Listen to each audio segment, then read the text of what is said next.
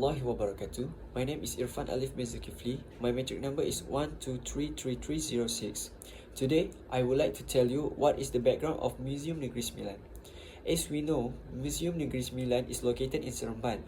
And actually, the museum was originally known as the Teratak Pepatih Building and was used for the National Al-Quran Recitation Competition before being renovated and officially declared as the State Museum on July 14, 1986. Next, we go through to the statistic of arrival.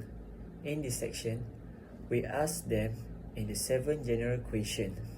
The first one, what is your residency status? Second, when did you visit the museum? Third, what is your age group? Fourth, we ask them is what is your gender? Fifth, what time of day did you visit?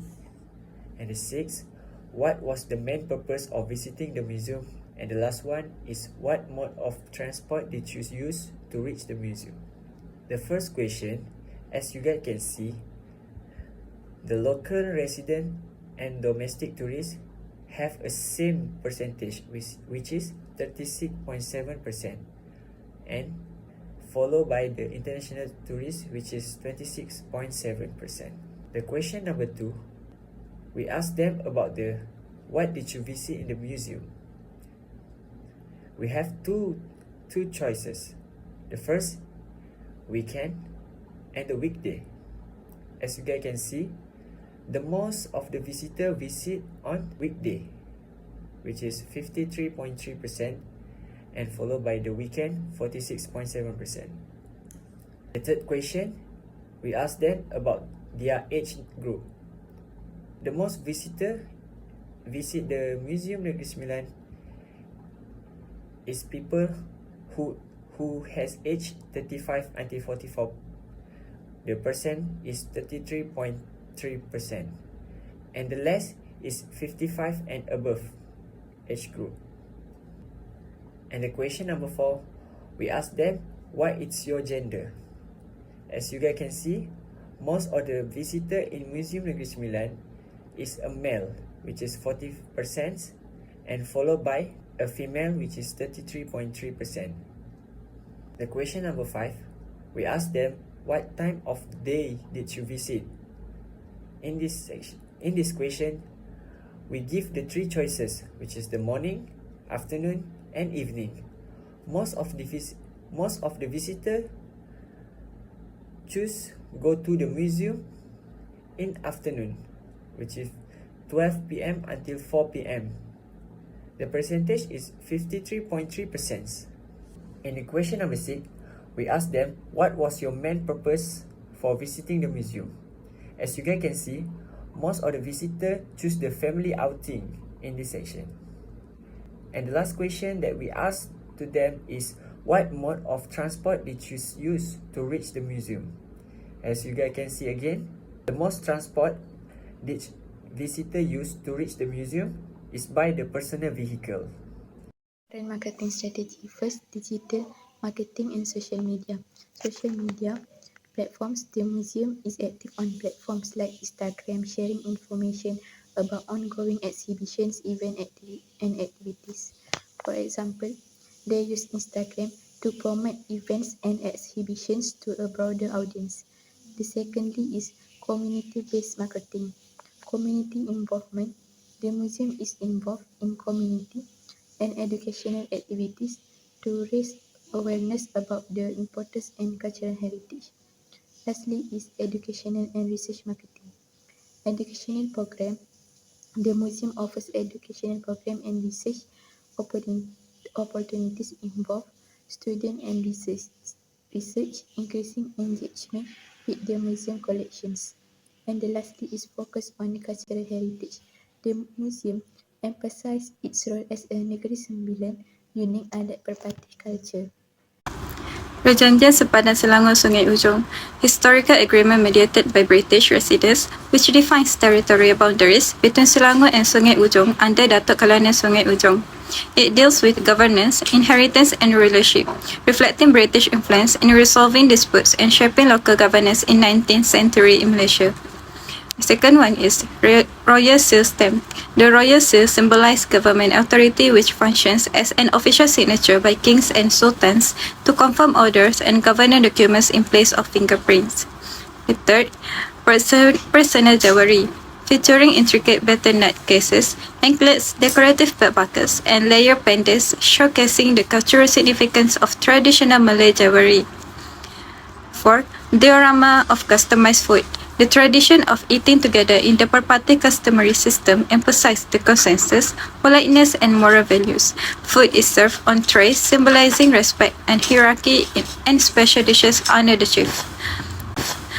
The last one is replicas of historical weaponry, showcases historical weaponry and accessories including replica rifles, whips, pistols, and Portuguese iron helmets.